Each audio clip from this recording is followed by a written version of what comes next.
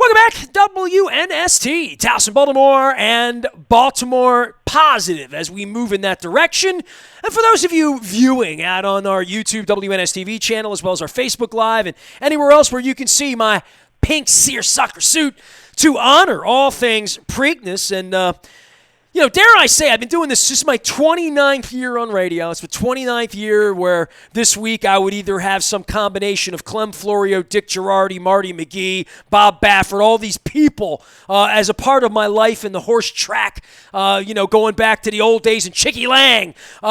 This guy here loves him some racing. I did not know that. Former delegate Todd Schuler is our guest from the law firm of Essex, Blondell, Miller, Schuler, my dear friend Mark Miller, who's taken another week off. And tell him I found pictures, Schuler. But I know that you have a long history with the Preakness, as do I. And my wife and I are, I'm not going to have my pink seersucker on Saturday. We're doing a Facebook Live with all of my rock and roll memorabilia in lieu of the Preakness because I can't think of anything else to do. What are you going to be doing on Saturday when you're not at the Preakness for the first time in 100 years, Schuler? Well, it actually flips. I've not been to the Preakness in 100 years. Okay. Preakness Day is my family's big party of the year. My father always said you got to have that one big party to get everything out of the house clean. It's May Day. I like it. Preakness has been my day. I think 14 years we're breaking the streak. Do y'all put $1 in and take a horse? You do that thing at your house? We've done a couple of things. So I used to always go to the Black Eyed Susan with your buddy Mark Miller, and I'd get about 200 $2 tickets, and I'd sell people random draw tickets. So it might be like a superfecta.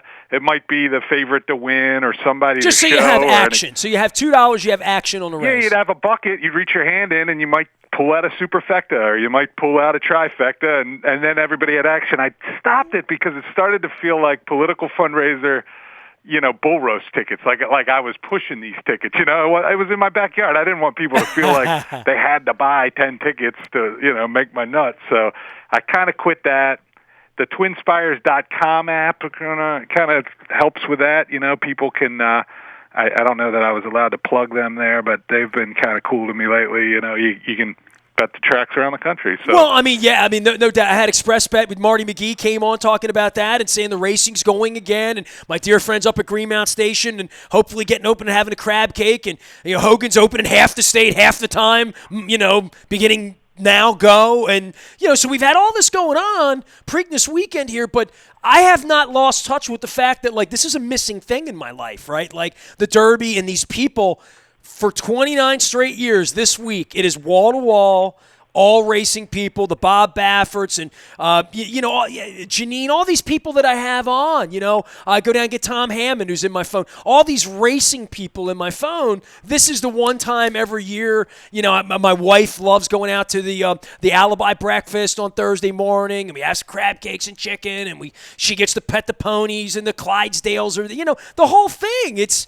I start planning my Christmas light decorations after Preakness, and then after I take my decorations down, I start planning Preakness. I mean, it's the counterbalance. It's the summer equivalent, So are you socially distancing something Saturday, or are you Zooming? What are we doing? No. There was a lot of ideas. Like one friend of mine had this app where everybody could upload their Preakness memories, and then that would play in a continuous video. But I think it was designed for funerals, and that really kind of creeped me out because it was just sad. Here was Preakness party. We always do crawfish. I went to law school down in New Orleans, and we do crawfish for my party, and there was this big idea of dropping off crawfish. But there's 40 or 50 families that come to my Preakness party every year. I mean, I'd have spent 3 days dropping off 3 days and $1,000 dropping off, a handful of crawfish to a few different people. So I don't know. I think we're just going to, as I've said to the neighbors, maybe just crawl up in the fetal position and cry for a few hours and wish I was there,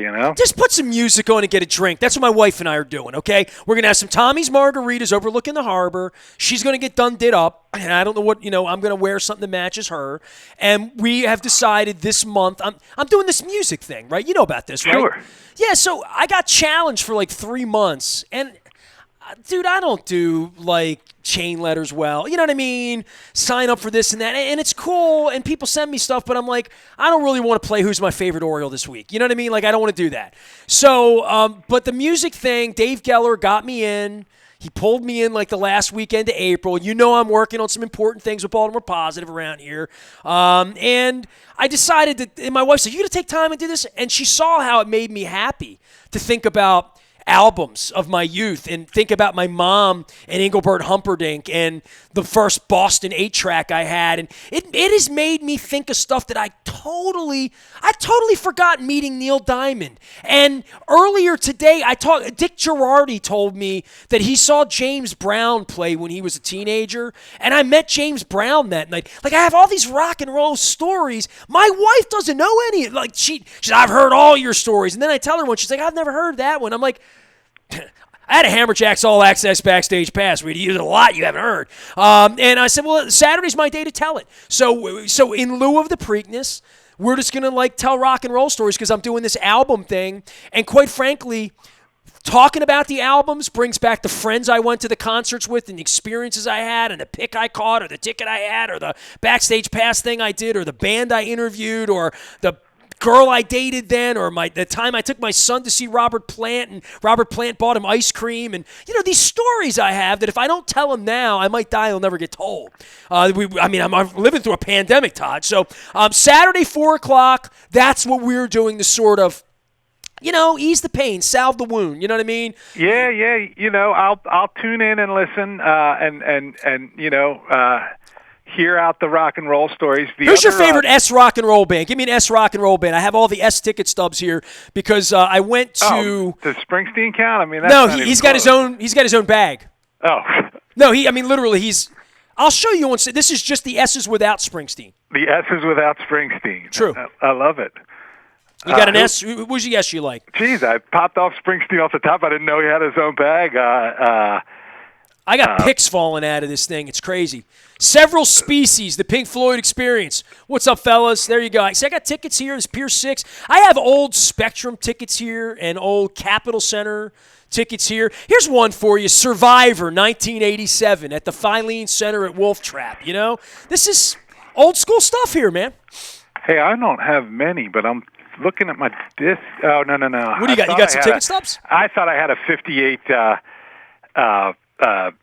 NFL championship, but it looks like I have a Browns Colts from Sunday, September 25th, 1949. So that's the All-America Conference Colts. Yeah. Is it ticket Conference. Is it got a color or anything? It is a brown ticket, and the Colts logo. They were like green and silver, weren't they? It was a green. Yeah, it's a green Colt hopping over a goalpost. I got Smithereens ticket stubs here from Bowhager's and the Warner Theater. Hi, Debbie Rondo. This is 1987, October 1987. Here we go, 1995 at Bowhager's with the Smithereens, the boys from Jersey. So I'm going to show, a bunch of this stuff off on Saturday and probably take requests, like somebody wants to hear a song because it's Facebook Live and I don't have to pay ASCAP because I don't pay ASCAP. I got my Dennis DeYoung signed backstage pass here from Styx. How about that? That's pretty cool. Bad. I didn't even have to go to the Dundalk Heritage Fair to get it, Todd. How about that? Man, they canceled Heritage Fair. What's up, right? No Heritage Fair, no Preakness. I mean, no Orioles. What are we doing here?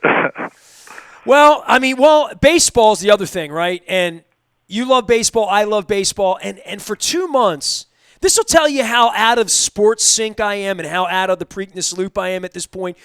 When I thought about baseball, all I could think about is, all right, so they're going to play without fans. I get that. They don't touch each other much. They can test in an empty stadium. It only takes 50 of them. I get that. They can put it on TV. They make money. I get that. Maybe you like it because it's empty, but you don't like the sound of it, but it doesn't matter. It's like horse racing without a crowd or tennis or golf. Okay, I never thought, and this really makes me the village idiot, Todd, that they would be fighting over money before they would get there because, you have a $30 million a year contract, but we don't have any fans and not eating any hot dogs, but you're on TV. And thinking that these, quite frankly, a-holes are going to get in a room after 50 years of hating each other and in a weekend divvy up the money as though, like, it's you and me having a frat party in the 80s with the Smithereens.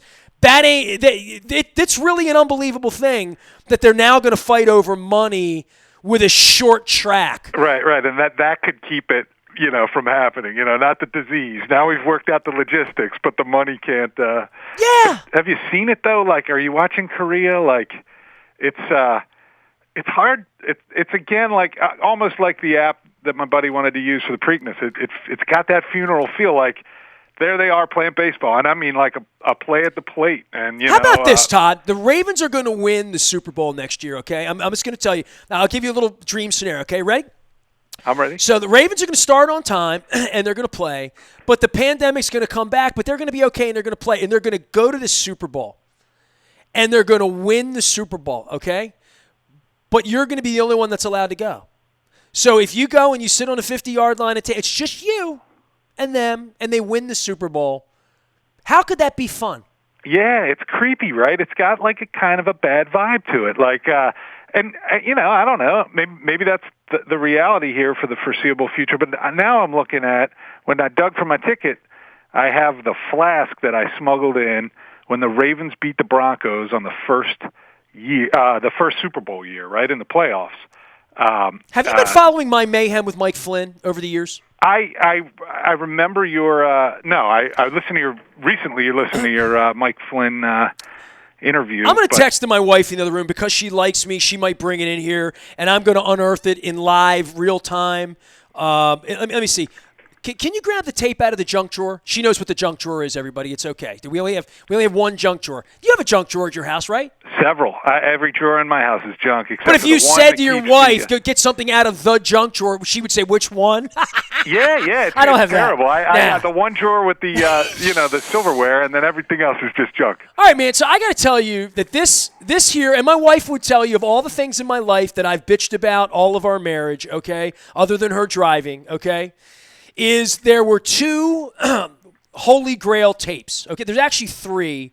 The first one is my interview with Geddy Lee from 1984 that somehow the whole box of cassettes in the Maxwell Smart briefcase have disappeared. So I've lost my Paul Stanley, all my early stuff. The 1984 Hall & Oates, my Tom Hamilton from Aerosmith, my Jimmy Page is gone, okay? So I've come to grips with those were so embarrassing, like such an embarrassing version of me, a 15-year-old kid talking to Geddy Lee. I'm afraid of what I might have said to Geddy. So that I haven't found those, so they're gone, okay? I will never – somehow I think they got mixed up with Chris Armbruster at the Musical Exchange, and I think they're gone. They were in a brown briefcase, and if anybody ever found them – there would be a handsome reward, okay? So, that being said, the second thing that got lost during my life, and I have, and you know this, I have every tape of everything, right? I have done 20,000 hours of radio. Most of it I have. Most of everything that's important in my life. I can think, like, I don't have my John Wooden interview, which would be very, very significant to me. We share the same birthday, and he called in on one of his final birthdays of his life and talked to me on our birthday, and I can't find it. I don't know. It was at Sporting News. I don't have it. I have so much stuff that I'm thrilled about. But my very first interview with Ray Lewis at the Barn was the night, it was September 2nd. So the first game was September 1st, you remember. September 2nd was the next day. Ray Lewis was my first ever guest after making whatever 18 tackles he made, and Vinny with running the ball in, and all that happened the Raiders game. And I lost that tape. And I was crushed. It was on a Kmart blue tape, audio cassette from the 70s, literally, that I had laying around that it said Ray Lewis on it, and it's gone. A year and a half ago, I decided to, in the death of Frank Robinson, I decided to find every Hall of Famer I ever spoke to. In every rock and roll, football, baseball, Olympic athletes, Martina Navratilova, the best interviews, the most famous people I've ever talked to, right? And I put it all together for months, and I presented it in the month of July when I took a month off a year and a half ago. Don Moeller was running Baltimore County time. And I was questioning my existence. And I was turning 50. So I found all this stuff, And amidst all of that, I found a tape that said nasty best of that Steve Hennessy made 25 years ago to present the sponsors. So, like, we would come in and pitch Blondell Miller, not Schuler then, but Blondell Miller then, and I'd say, Bill, here's a tape of what my show sounds like in case the signal's scratchy. And on it, I found, in the middle of it, because I listened, I found about 18 minutes of me and Ray Lewis from that first night. And when I found it sitting in this seat, in the middle of the night, I found it. I went screaming in at 3 in the morning and woke my wife up. And I'm like, I found the Holy Grail! I found the Holy Grail! And you know what she said to me? Maybe one day Flynn will find that videotape of you and him on the Humvee in the parade you've been telling me about for 15 years. So every time I get together with Mike Flynn, and we have been known to have crab cakes at Al's Seafood down the street from UNST. We've been known to take his kids to Costas for crabs. Every time he comes to town, we get together. We're lifer friends. I was at his wedding, the whole deal. I bust him up because he had this tape, and it's a little tape, as you can see. David Modell gifted every player a little video camera in the gift bag. It actually screwed Ozzy on the cap. So there's your legal side of things at Blondell Miller Schuler, okay? So David Modell, they had to pay cap money for all of this because it got counted against the cap when the league found out about it. It was $2,000 or whatever, video equipment in this gym bag full of gear. So we win the Super Bowl. I go over to the parade route. I was sick as a dog from Tampa and partying down there. And Billick says to me, you're going to ride in the parade, right? I'm like, I don't like parades. I've been to the Dundalk Heritage Fair parade. I don't like parades. And Billick's like, I'm going to put you on a float and you're going to ride in the goddamn parade. That's what he said to me. I'm like, Coach, I didn't even bring a jacket. He's like, so Mike Flynn's like, get on our Humvee, me and Spencer. It was me, him, and Spencer Falau on a Humvee. And I think Dilfer was in front of us, and maybe Kim Herring was behind us, and Kadri. And Flynn's like, I got the video camera. You can hold the camera. That'll be your job, and we'll put you on the Humvee. And I'm like, okay. I was only in the parking lot, Todd, to get guests for the barn that night. And this is before you could text anyone, right? And these guys all won the Super Bowl. I had their number and I could call them, but I wasn't getting to them. And in those days, hey, it's Kyle Richardson. Leave me a voicemail. Hey, Kyle, it's Ness. You want to come out to the barn tonight? Give me a call. Beep. So I went down there to physically wrangle players 36 hours after the Super Bowl and said, which one of you guys are going to come out tonight because we're going to have a line down the street to get into the barn. And that night, Spencer, Mike Flynn, Kyle Richardson, Kim Herring, and Edwin Mulatalo, because Edwin promised to do his fire dance if we won the Super Bowl.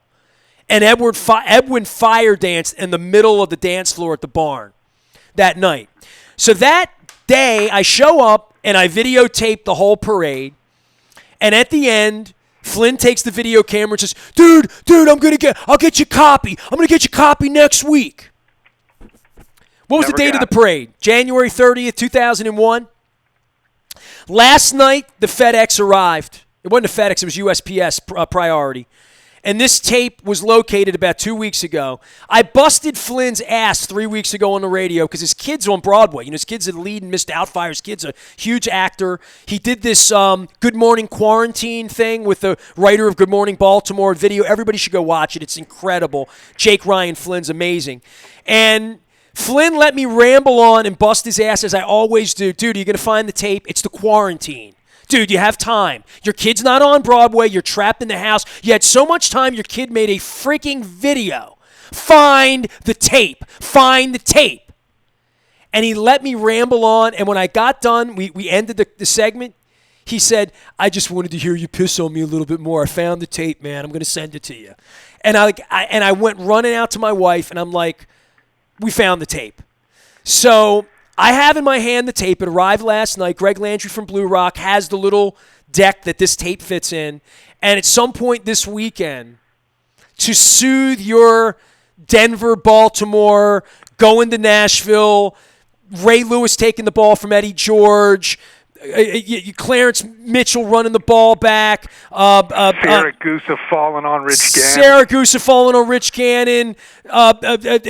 Stokely making the block for Shannon Sharp. Stokely catching the ball in the end zone. All of it, right? Todd Schuler, I have the Holy Grail. I found the videotape of one of the most magnificent things I've ever done in my life that completely I never thought I would do, that I got thrown onto the float because Billick made me do it, and Flynn said, hold the camera, and I held the camera, and I promise you we cried on this. You know what I mean? Like, I remember turning the corner at Gay Street. We made the left turn, and the thing stopped, and we both sat there, and we're like, oh, my God, what is this? And I'm holding the camera, and I'm holding on him and on Spencer and on the crowd, and people are yelling at me, and I'm yelling at them, and I'm waving to fans, and dude, I can't. The hair on the back of my neck standing up right now. You got a much better ride than I did. I was a lowly law student. I was at home on winter break, and I'm holding the empty flask of blackberry brandy that got passed down the entire row in the end zone there. I always thought MD stood for Mad Dog. It's Mogan David 2020, right? I think it is.